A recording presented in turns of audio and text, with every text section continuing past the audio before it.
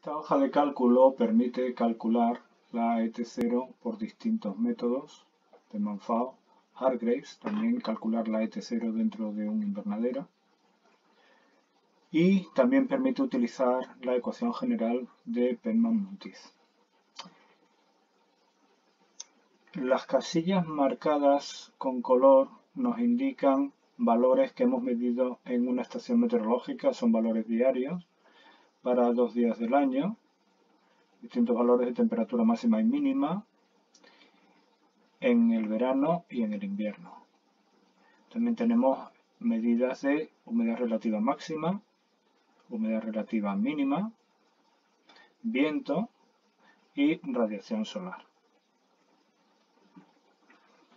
En blanco nos aparecen celdas que han sido calculadas con las ecuaciones que vemos más abajo. En primer lugar, calcularemos la declinación, delta.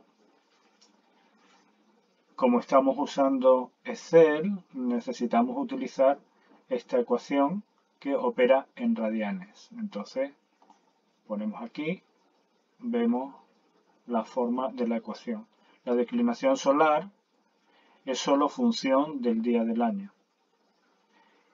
Transformamos la declinación solar de grados a radianes y después calculamos el parámetro HS, que se utiliza para calcular la radiación extraterrestre y que es la mitad de la duración del día expresada en radianes.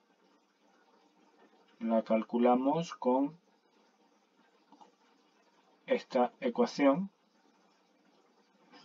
HS es igual al arco coseno de menos tangente de la latitud por la declinación. Después calculamos el parámetro que refleja la corrección de la distancia Tierra-Sol a lo largo del año y que es solo función del día del año de esta columna. Después pasaremos a calcular la radiación extraterrestre. Y la radiación extraterrestre se calcula con esta fórmula en la que los parámetros a considerar es la distancia, el factor de distancia Tierra-Sol, de R, lambda latitud, delta declinación y HS, que es el parámetro que ya hemos calculado. Después, utilizando el valor medido de radiación solar y conociendo la radiación extraterrestre, calculamos la fracción de cielo despejado, N sobre N. Y lo calculamos en función de la radiación solar observada y de la radiación extraterrestre que acabamos de calcular. N mayúscula es la duración del día. Después pasamos a las variables relacionadas con la humedad.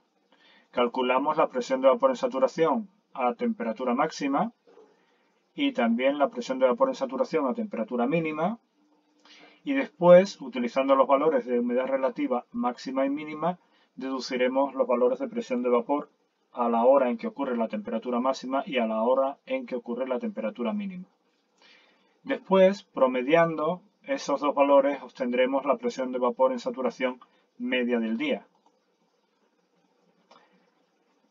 De ahí podemos deducir el déficit de presión de vapor promedio del día. Aquí lo tenemos.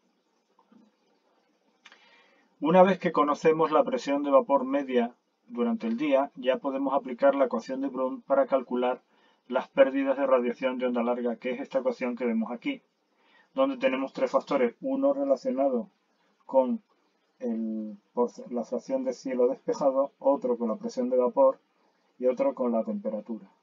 Aplicamos esa ecuación y obtenemos las pérdidas de onda larga diarias, R sub B, en megajulios por metro cuadrado y día.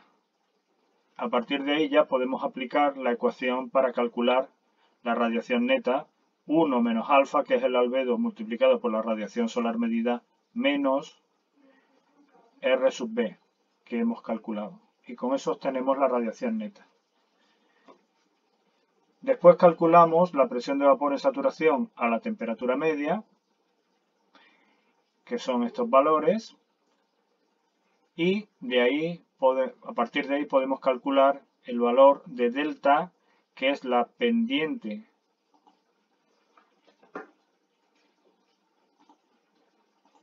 delta, que es la pendiente de la presión de vapor en saturación frente a la temperatura, lo calculamos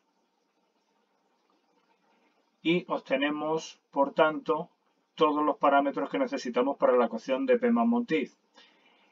Rho C sub P es el calor específico del aire a presión constante por unidad de volumen, por lo que es lo mismo es el producto de la densidad del aire por el calor específico del aire a presión constante por unidad de masa. Por último, calculamos la resistencia aerodinámica, que depende de la velocidad del viento. Utilizando esta ecuación, depende de la velocidad del viento, está en el denominador, y depende de parámetros relacionados con la altura de cultivo, el desplazamiento del plano cero y la longitud de la rugosidad. Se relacionan linealmente con el cultivo, con la altura del cultivo. Con eso calculamos la resistencia aerodinámica y entonces podemos aplicar la ecuación para calcular la evapotranspiración de referencia según el método de Peman-Montiz-FAO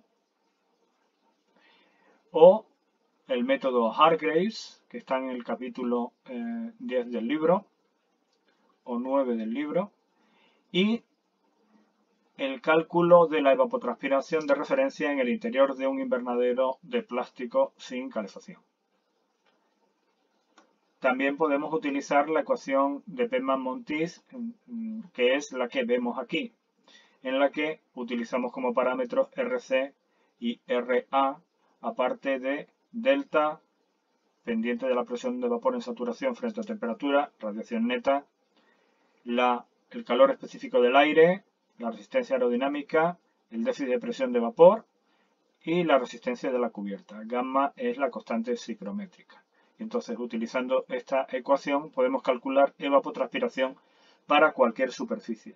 Nótese que podemos variar la altura de medida del viento. En este caso hemos puesto valores de 2, que es la altura estándar para estaciones agrometeorológicas.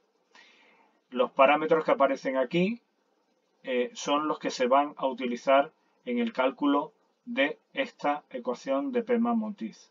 Aquí tenemos una tabla en la que podríamos tomar parámetros para otras superficies, como para una superficie libre de agua, pond, que sería un estanque, y el suelo húmedo. También tendríamos los parámetros para calcular su evaporación. Estos serían los parámetros adecuados para calcular la evaporación de una cubierta de hierba. El coeficiente KRS es el coeficiente de la ecuación de Hargreaves.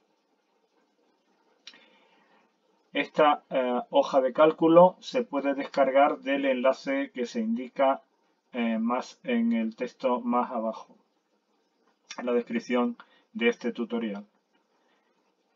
Y simplemente sustituyendo las columnas con color oscuro por valores medidos de evapotranspiración, valores medidos de variables meteorológicas diarias, podremos calcular la ET0 o la evapotranspiración usando la ecuación de Peman-Montiz para cualquier localidad. Los valores relacionados con la posición geográfica, latitud y altitud se cambian en estas celdas.